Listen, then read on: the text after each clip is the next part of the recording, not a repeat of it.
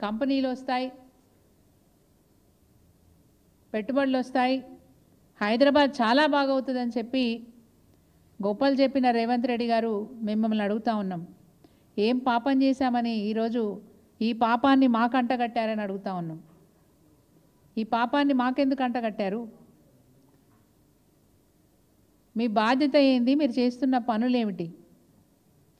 రైతులు అరగోసపడుతుంటే పట్టించుకోరు, గురుకుల పాఠశాలల్లో పిల్లలు చనిపోతూ ఉంటే పట్టించుకోరు, ఈ రాష్ట్రంలో అన్ని రంగాల వాళ్ళు రోడ్డెక్కి బాధపడుతుంటే పట్టించుకోరు. కానీ ప్రపంచ సుందరి పోటీలకు మీరు కూడా 6 సభలకు అటెండ్ అయ్యారే. మీ బాధ్యత ఏంది? మీ నిర్వర్తిస్తున్న కార్యక్రమాలు ఏంటి? చాలా సిగ్గుగా అనిపించింది. మన రాష్ట్రానికి వచ్చిన ఆ సుందరిమణులు అంటే అన్ని దేశాలకు సంబంధించిన మహిళలు, ప్రపంచ సుందరి పోటీల్లో పాల్గొనడానికి వచ్చిన మహిళలను ఇక్కడ ఉన్న చారిత్రక కట్టడాలను, ఇక్కడున్న గొప్పతనాన్ని వాళ్ళకు చూపించడానికి, తెలంగాణ వ్యాప్తంగా చూపించడానికి ప్రయత్నాలు చేసినారు. ఆ చేస్తున్న తరుణంలో కూడా ఎన్ని విధాలుగా వాళ్ళని ఇబ్బంది పెట్టాలనో అన్ని విధాలుగా ఇబ్బంది పెట్టినారు. ఇంకా గొప్ప విషయం ఏంటంటే, ఎవరైనా వస్తున్నారంటే స్వాగత తోరణాలు ఎట్లా పెట్టుకుంటాం, అది కూడా మహిళలు వస్తున్నారంటే ఎట్లాంటి తోరణాలు పెట్టుకుంటాం? మన దేవుళ్ళ ఫోటోలో లేకపోతే మన సాంప్రదాయానికి సంబంధించిన బతుకమ్మనో బోనాలనో పెట్టుకొని మన సంస్కృతిని వాళ్ళకి తెలియజేయడానికి, మన సాంప్రదాయాలని వాళ్ళకి తెలియడానికి ప్రయత్నం చేస్తూ ఉంటాం.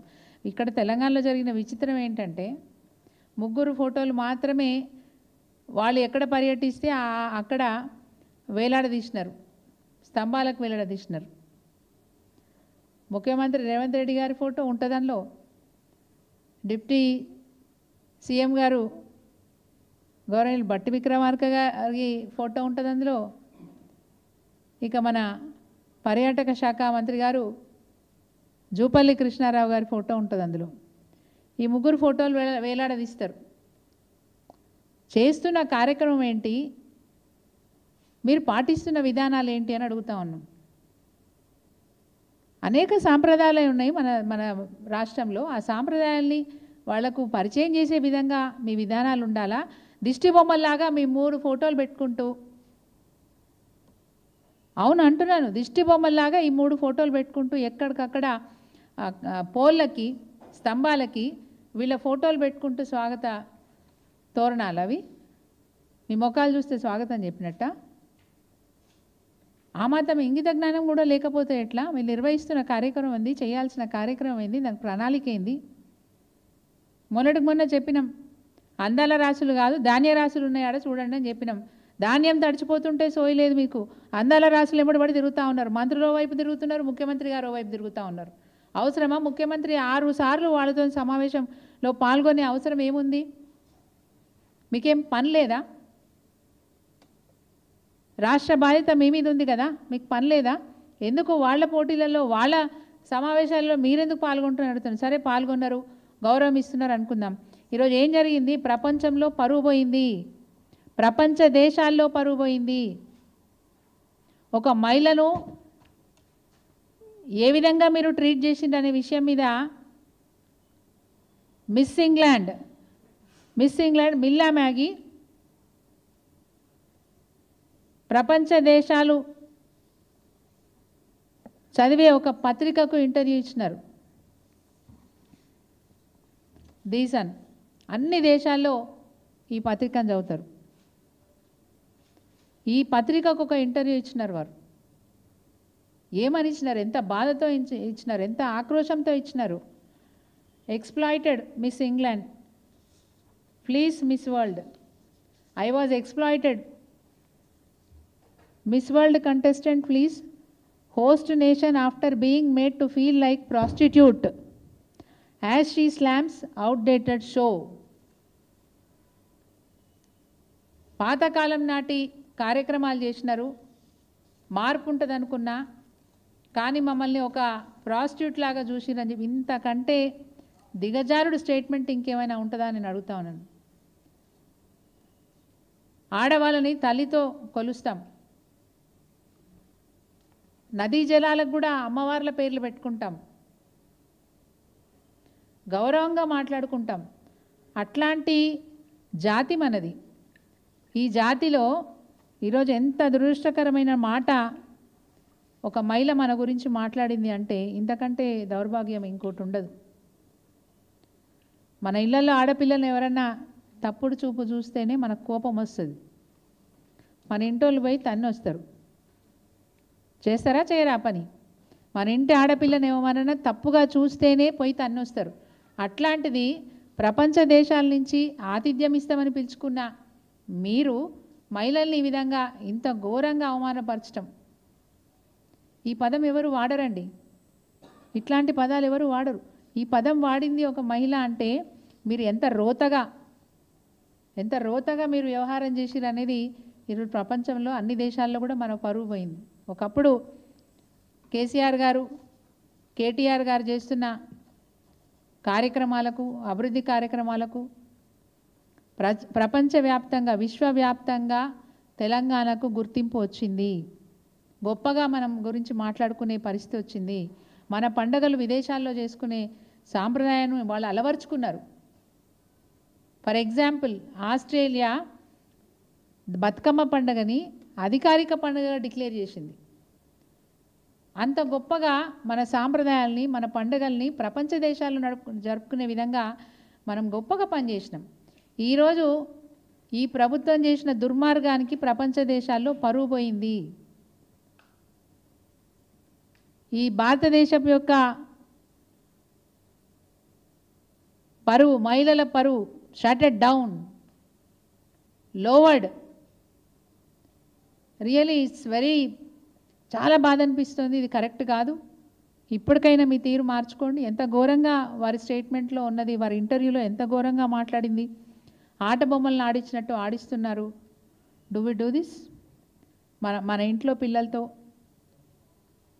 పిల్లలతో మన ఆడవాళ్ళతో ఇట్లాంటి పనులు చేపిస్తామా? ఏం అరాచకం ఇది? పెట్టుబడులు వస్తాయని చెప్పినారు. ఎక్కడి పెట్టుబడులు ఎక్కడి? నువ్వే చెప్తివి దివాలా తీసినా అని చెప్తివి రేవంత్ రెడ్డి గారు. బ్యాంక్ వాళ్ళు లోన్లు ఇస్తలేరని చెప్తివి. బ్యాంక్ వాడు కూడా లోన్ ఇస్తలేడని నువ్వే బాజాబ్తా చెప్పిన తర్వాత నీకు పెట్టుబడులు పెట్టడానికి ఎవరు ముందుకు వస్తారు? నీకు నువ్వే తెలంగాణ పరువు తీస్తేవి, నీకు నువ్వే తెలంగాణ నష్టాల్లో ఉందని చెప్తివి, నీకు నువ్వే తెలంగాణ అప్పుల ఊబిలో కూరుకుపోయిందని చెప్తివి. మీకు మీరే ఇట్లా మాట్లాడిన తర్వాత పెట్టుబడి పెట్టడానికి ఎవరు వస్తారు? పైగా ఈ ప్రపంచ దేశాల్లో ఉన్న సుందరిమల్లను తీసుకొచ్చి అందాల పోటీలు పెడితే అట్లా పెట్టుబడులు వస్తాయని చెప్తారు. అంటే ఎంత కుంచితమైనటువంటి ఆలోచన ఈ ప్రభుత్వానికి ఉంది. ఎంత కుంచితమైన ఆలోచన. ఆట బొమ్మల్ని ఆడించినట్టు మమ్మల్ని ఆడించినారని చెప్పి ఆ అమ్మాయి ఇచ్చిన స్టేట్మెంట్. 24 ఏళ్ళ అమ్మాయి. కొందరిని హ్యాపీగా ఉంచడానికి 6 యువకులను ఒక టేబుల్ మీద కూర్చోబెడితే 2 పోటీదారులను అక్కడ కూర్చోబెట్టి వాళ్ళను అలరించాలని చెప్పి మాకు ఆదేశాలు ఇచ్చారు. వాళ్ళను కవ్వించాలని చెప్పి మాకు ఆదేశాలు ఇచ్చారు. ఇంత దుర్మార్గంగానా? నిర్వాహకులది సంగతి ఏంది? వాళ్ళ మీద ఇమ్మీడియట్గా యాక్షన్ తీసుకోవాలి. ఈ అమ్మాయి మాట్లాడేటప్పుడు బ్యూటీ ఆఫ్ పర్పస్ అనే సబ్జెక్ట్ మీద మాట్లాడితే నిర్వాహకులు ఒక ఆమెని ఇబ్బంది పెట్టినారట. యు ఆర్ బోరింగ్ అంటే వాట్ ఈజ్ బోరింగ్ అంటారా? ఎవరి ఒపీనియన్ వాళ్ళు చెప్తారు. అట్లా తన అభిప్రాయాన్ని పంచుకున్నప్పుడు కూడా యు ఆర్ బోరింగ్ అని చెప్పి డిస్కరేజ్ చేయడం. అసలు వచ్చిన అతిథిని ఎంత కంఫర్ట్గా ఉంచాలో మనం ఆలోచిస్తాం. వాళ్ళకి కావాల్సిన సదుపాయాలు ఏంటి, వాళ్ళని ఎంత అనుకూలమైనటువంటి వాతావరణం వాళ్ళకు మనం క్రియేట్ చేయాలని చెప్పి ఆలోచిస్తాం. మన ఇంటికి ఒక బంధువు వచ్చినా అట్లాగే చేస్తాం. అట్లాంటిది ప్రపంచ దేశాల నుంచి తీసుకొచ్చి మహిళల్ని ఈ విధంగా ఆట వస్తువులాగా, ఆట బొమ్మల్లాగా వాళ్ళను బాల్ డ్రెస్లే వేసుకోవాలట. అంటే వీళ్ళు చెప్పింది వాళ్ళు వినాలి. వచ్చిన వాళ్ళు అతిథికి ఏం కావాలో మీరు చూడట్లేదు, అతిథులకు ఎలాంటి అవసరాలు ఉన్నాయో మీరు చూడలేదు. కానీ మీరు చెప్పినట్టు వాళ్ళు ఆడాలని చెప్పి వాళ్ళని ఆడించినారని చెప్తే ఎంత దురదృష్టకరమైన విషయం ఇది. ఉదయం బ్రేక్ఫాస్ట్లో అదే డ్రెస్, మార్నింగ్ టు ఈవినింగ్ ఇదే పని. ఎంత రాత్రైనా ముఖం మీద చిరునవ్వుతో వచ్చిన వాళ్ళని రిసీవ్ చేసుకుంటూ వాళ్ళకి ప్రతి మాట్లాడే మాటకి థ్యాంక్స్ అని చెప్పుకుంటూ వాళ్ళని అభినందించుకుంటూ వీళ్ళ రోజంతా గడపాలట. సో ఇంత నికృష్టమైన రిసీవింగ్ నేను ఉంటుందని నేను ఊహించలేదు. నన్ను ఒక వ్యభిచారిగా చూస్తున్నారని నేను భావించినాను. అందుకే నేను వదిలి వచ్చేసిన అని చెప్పి వారు ది సన్ పత్రికకి ఇచ్చిన ఇంటర్వ్యూలో మెన్షన్ చేసినారు. సో నిట్ట నిలువున ఈ భారతదేశ పరువే కాదు, తెలంగాణ హైదరాబాద్ యొక్క పరువును ఈరోజు ప్రపంచ దేశాల్లో ముంచేసిండు ఈ రేవంత్ రెడ్డి అని చెప్పక తప్పదు. నిజంగా ఇట్లాంటి సందర్భాన్ని మీ ముందుకు తీసుకురావడం నేను దురదృష్టంగా భావిస్తూ ఉన్నాను. మా మహిళల పట్ల మంచి గౌరవం ప్రపంచ దేశాల్లో ఉందని భావించిన మాకు ఈరోజు ఈ సంఘటన వల్ల కాస్త ఇబ్బందిగానే ఉన్నది. రేపు భవిష్యత్తులో కూడా ఇంకా ఎన్ని ఇలాంటి పరిస్థితులు ఎదుర్కొంటామో అర్థం కాని పరిస్థితి. తను చెప్పిన స్టేట్మెంట్స్లో కూడా